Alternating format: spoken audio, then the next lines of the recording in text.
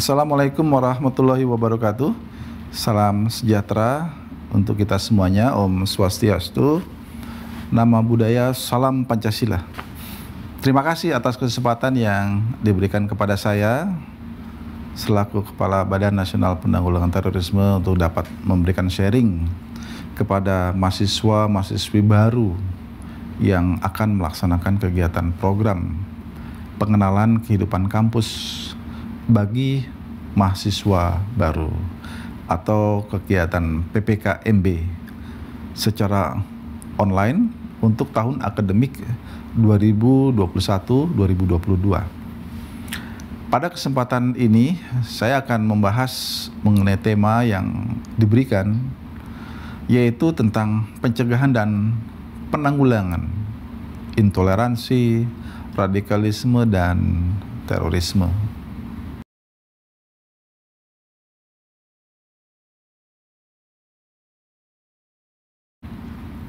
Sebagaimana kita ketahui bahwa Global Terrorism Index respon PBB dan indeks potensi radikalisasi, adik-adik sekalian, mahasiswa-mahasiswi yang saya banggakan, untuk dapat memahami bahaya terorisme tersebut, pertama mari kita pahami terlebih dahulu posisi Indonesia berkaitan dengan ancaman terorisme yang menurut Global Index Terorisme mengeluarkan hasil survei yang menjelaskan bahwa Indonesia berada pada peringkat ke-37, naik peringkat dari tahun sebelumnya. Artinya ini semakin besar dia rankingnya, menunjukkan bahwa dampak buruk terorisme ke negara kita tidak memberikan arti atau dampak yang mengkhawatirkan bagi masyarakat. Kategori medium tentunya dengan ranking tersebut dapat dimaknai dari posisi Indonesia pada tingkat dunia. Pada tingkat regional di Asia Tenggara, Indonesia masih lebih aman dibandingkan dengan Filipina, Thailand, dan Myanmar. Hal ini sejalan dengan survei yang dilaksanakan oleh BNPT juga, yang bekerja sama dengan Alfara Research dan Nazaruddin Umar Foundation, yang menyatakan bahwa tren potensi radikalisme di Indonesia menurun dari tahun 2017 sebesar 55,2%. Jadi masuk dalam kategori sedang, dan tahun 2019 sebesar 38,4%.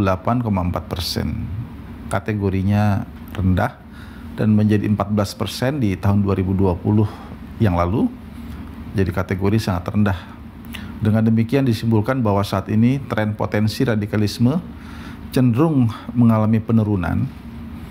Namun secara global kita harus selalu waspada, karena banyak penyebaran paham radikal terorisme yang dilakukan melalui online. Hal ini juga diserukan oleh Perserikatan Bangsa-Bangsa dengan mengeluarkan resolusi nomor 2532 pada tanggal 1 Juli 2020 yang lalu dalam rangka menjaga perdamaian dan keamanan internasional di masa pandemi.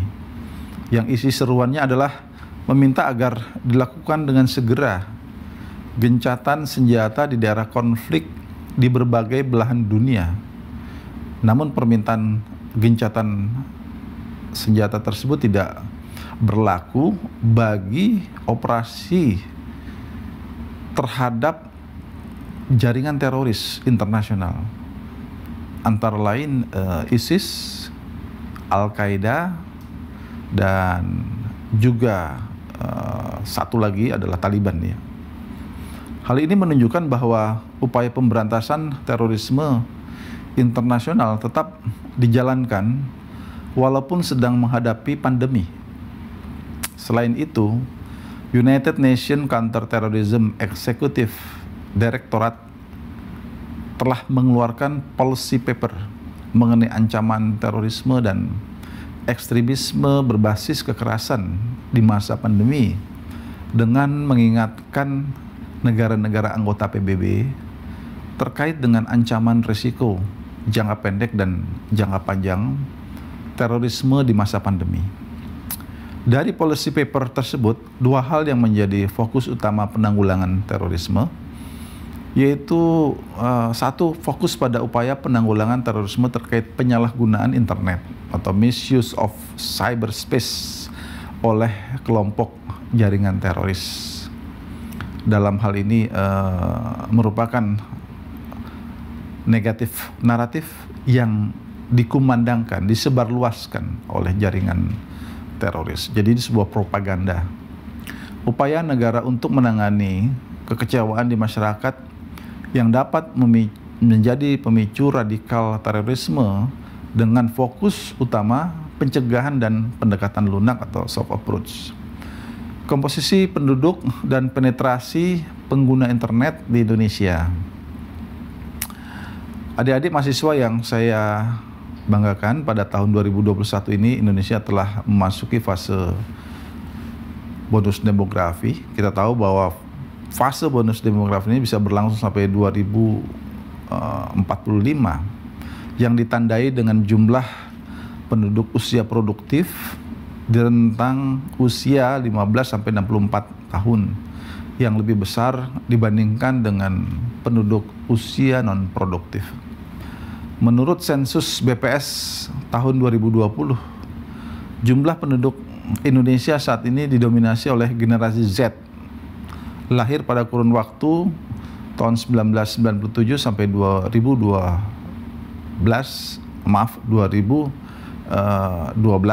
dan generasi milenial, generasi sebelumnya, yaitu lahir pada tahun 1981 sampai dengan 1996. Jumlah generasi Z sendiri berdasarkan sensus hari ini berkisar di angka 74 juta jiwa, setara dengan 28% dari total populasi sementara. Generasi milenial mencapai 69 juta atau sekitar 26% dari total populasi kedua generasi ini. Merupakan kelompok yang tumbuh dan berkembang pada saat era digital. Jadi digital generation bisa disebut seperti itu, berkembang pesat sehingga sangat cepat beradaptasi dengan teknologi informasi. Semua kita sangat tergantung hari ini dengan sarana teknologi informasi yang kita miliki masing-masing. Oleh karena itu, kedua kelompok generasi ini menjadi penting dalam menggerakkan roda pembangunan nasional, sekaligus tentu kepada kelompok generasi ini adalah generasi pemuda-pemudi yang akan menjadi penentu bagi masa depan Indonesia. Namun demikian, kita dihadapkan pada sebuah tantangan di era digital pada tahun 2021 di mana penetrasi pengguna internet yang hari ini jumlahnya 202 juta pengguna di Indonesia atau sebanyak 73% dari total penduduk Indonesia yang berjumlah 274 juta jiwa. Pada aspek produktivitas, tentunya perkembangan era digital ini sangat membantu dalam menyelesaikan hambatan jarak dan waktu.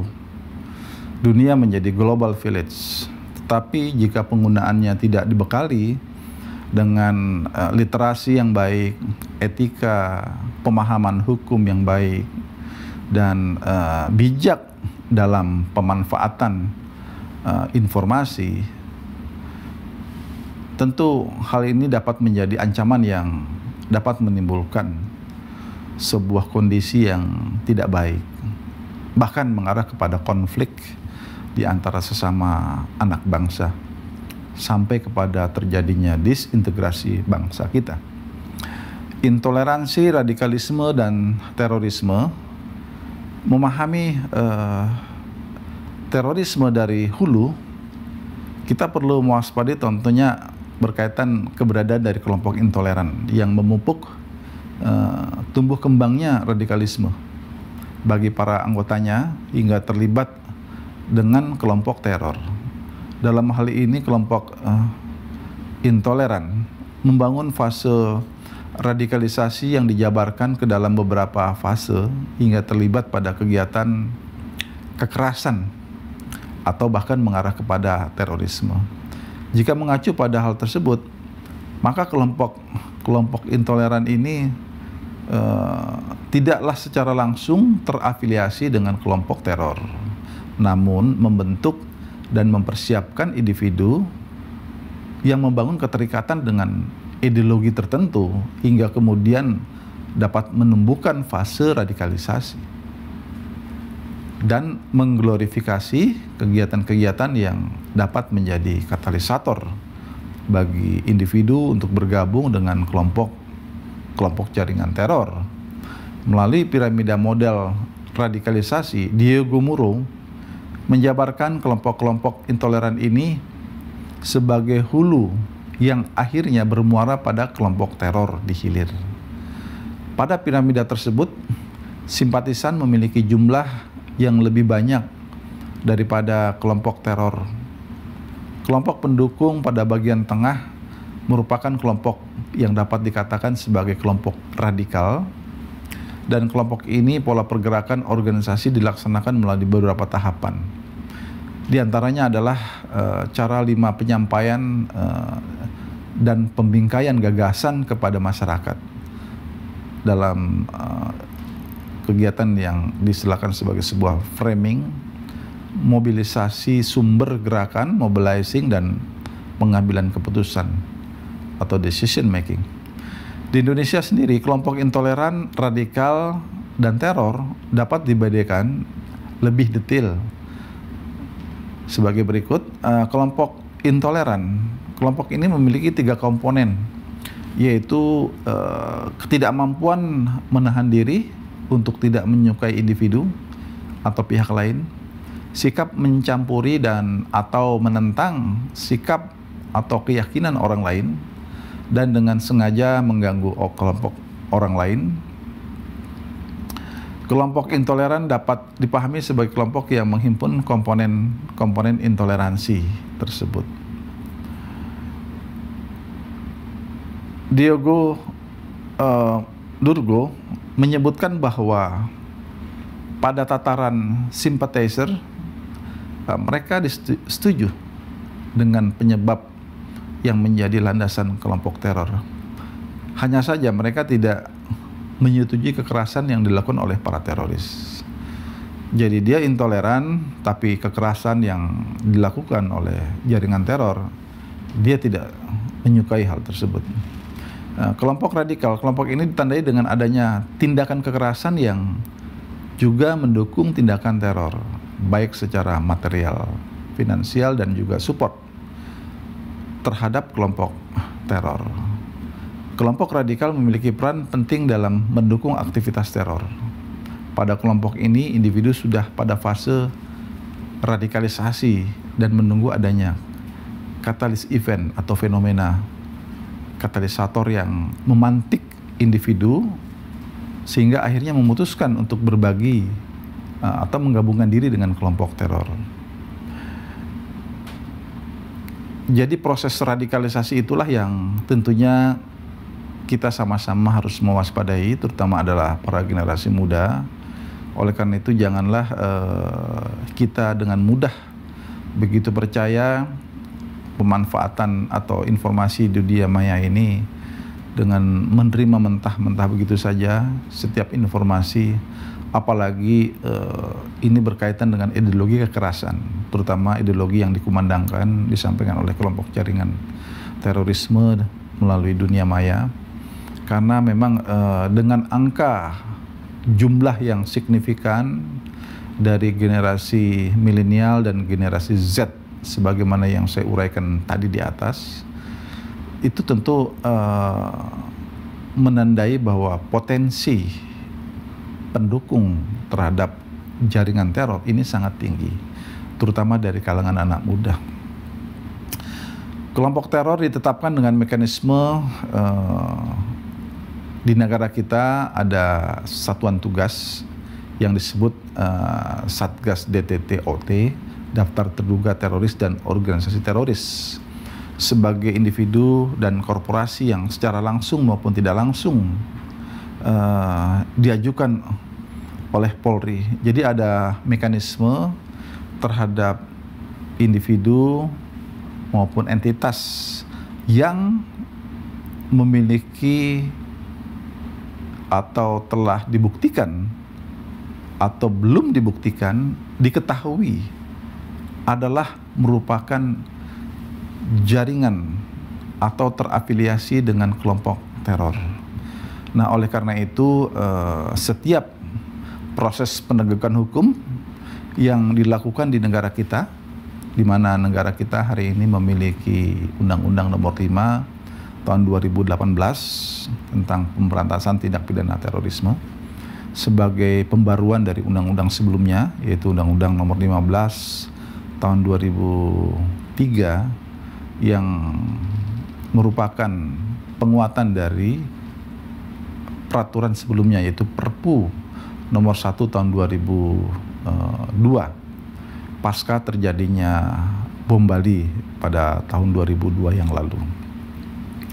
Setelah mereka diproses secara hukum ataupun diperoleh sebuah informasi intelijen bahwa entitas maupun individu tertentu dapat dimasukkan dalam daftar terduga teroris dan organisasi teroris. Ini adalah sebagai upaya pencegahan untuk dirilis kepada publik, baik itu di tingkat domestik maupun global, sehingga masyarakat menyadari ada pihak-pihak tertentu yang harus diwaspadai. Hari ini cukup banyak hasil dari proses penegakan hukum yang kemudian memasukkan entitas dan individu di dalam daftar terduga teroris dan organisasi teroris tersebut. Jadi ini adalah sebuah proses dalam rangka memberikan akses kepada publik, sehingga tentunya publik menyadari, dan dengan adanya informasi tersebut kita perlu harus terus sama-sama melakukan kolaborasi, kerjasama agar upaya-upaya penanggulangan terorisme ini dapat berjalan secara simultan, sinergi, dengan kolaborasi, sehingga dapat menghasilkan sebuah kekuatan yang sangat maksimal bagi negara di dalam mengantisipasi kejahatan terorisme ini. Kejahatan terorisme yang diawali dengan suatu sikap radikalisme dan intoleran sebagaimana yang saya uraikan di atas.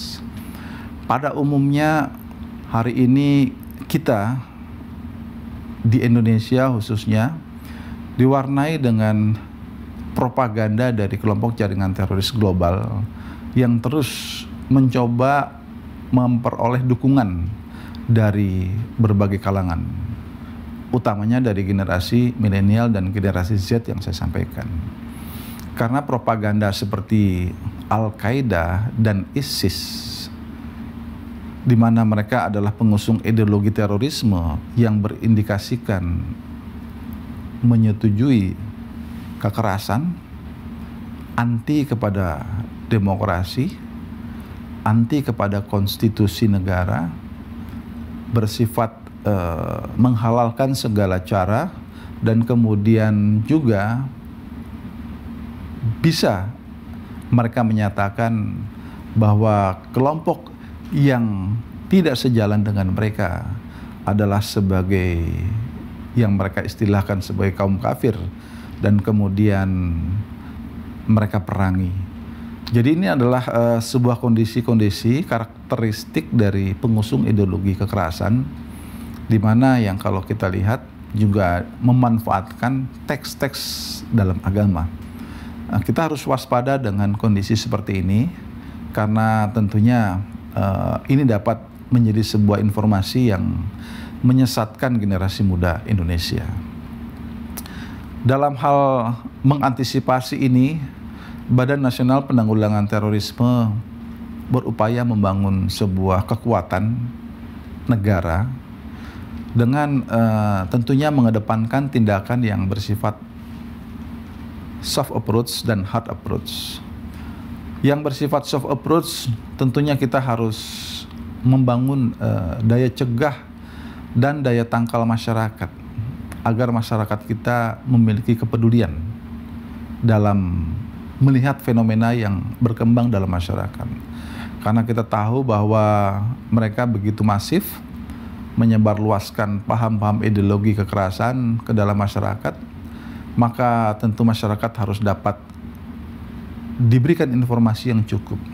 Nah, dalam hal inilah sebagai upaya pencegahan kita terus dengan melakukan langkah-langkah kesiapsiagaan nasional, antara lain dengan memberikan sebuah pemahaman dan kemudian diskusi di antara warga masyarakat, sehingga warga masyarakat dapat menyadari bahwa mana hal-hal yang membahayakan dirinya, mana hal-hal yang harus diwaspadai dan kemudian harus dihindari.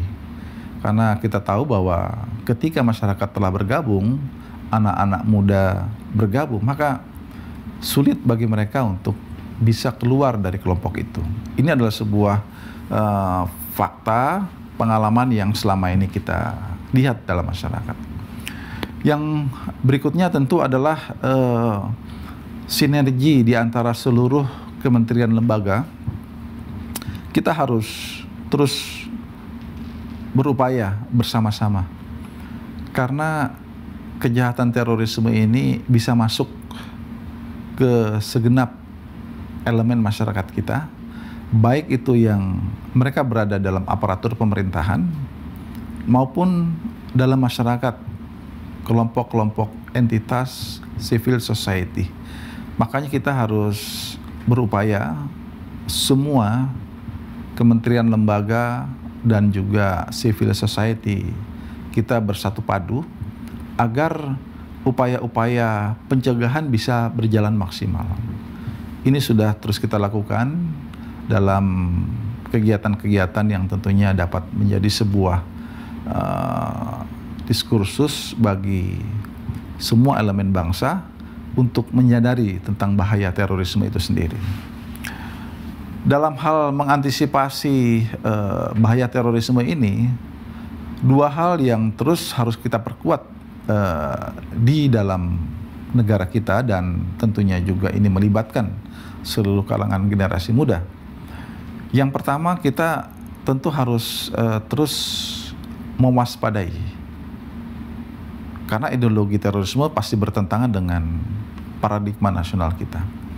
Kita tahu paradigma nasional kita adalah sebagaimana yang tertuang dalam 4 konsensus nasional ketika awal bernegara. Yang pertama adalah konstitusi negara kita, Undang-Undang Dasar 1945. Yang kedua, Pancasila. Yang ketiga, Bhinneka Tunggal Ika. Dan keempat itu adalah Negara Kesatuan Republik Indonesia. Ideologi yang ditawarkan oleh jaringan terorisme pasti bertentangan dengan paradigma nasional kita, bertentangan dengan konsensus nasional. Oleh karena itu, kita harus pastikan bahwa apapun yang mereka tawarkan, jika bertentangan dengan hal-hal yang saya sampaikan tadi berkaitan 4 konsensus nasional, berarti itu adalah sesuatu kondisi yang tidak baik, merupakan ancaman bagi negara kita, merupakan nilai-nilai yang tidak layak untuk kita ikuti, karena pastinya mereka memiliki agenda-agenda tersendiri, dan bahkan agenda-agenda itu adalah agenda kekerasan, yaitu perbuatan teror. Kemudian dengan penguatan nilai-nilai kebangsaan, kita berharap bahwa semua generasi muda, termasuk generasi Z, generasi milenial, adalah generasi yang juga memahami tentang bangsanya sendiri. Kalau kita tidak menyadari tentang bangsa kita, maka ini adalah sesuatu yang membahayakan. Maka bukan tidak mungkin kita menjadi generasi yang disorientasi. Ketika kita disorientasi dan kemudian kita berpaling dengan isu-isu atau ideologi yang ditawarkan pihak lain yang bersifat transnasional ini, maka ini adalah sebuah kondisi yang bisa mengancam masa depan bangsa kita. Oleh karena itu, kepada seluruh generasi muda, mahasiswa, mahasiswi termasuk di dalamnya, kita harus waspada dengan kondisi-kondisi penyampaian ideologi-ideologi yang tidak sejalan dengan paradigma nasional kita. Kemudian dikarenakan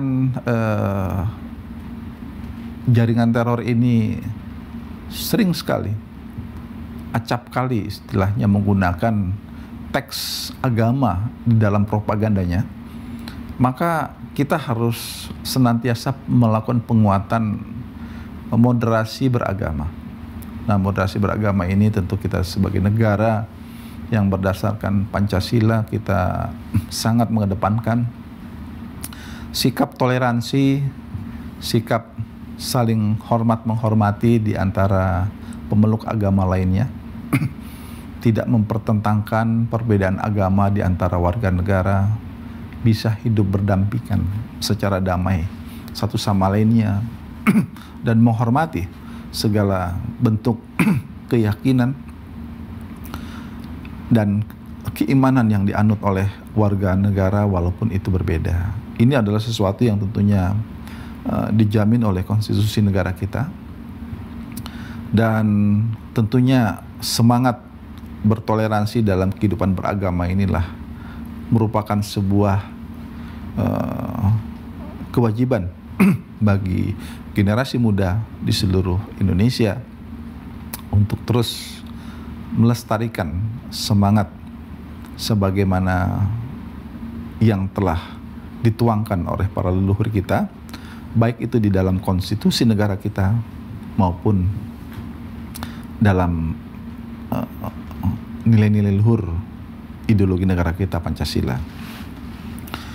Badan Nasional Penanggulangan Terorisme terus ke depan akan tetap mengajak seluruh komponen bangsa untuk bersama-sama terus mewujudkan tujuan nasional kita.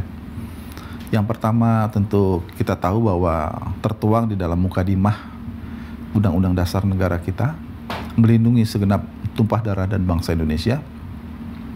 Yang kedua adalah mencerdaskan kehidupan bangsa, memajukan kesejahteraan umum, dan kita bertekad turut serta mewujudkan perdamaian dunia.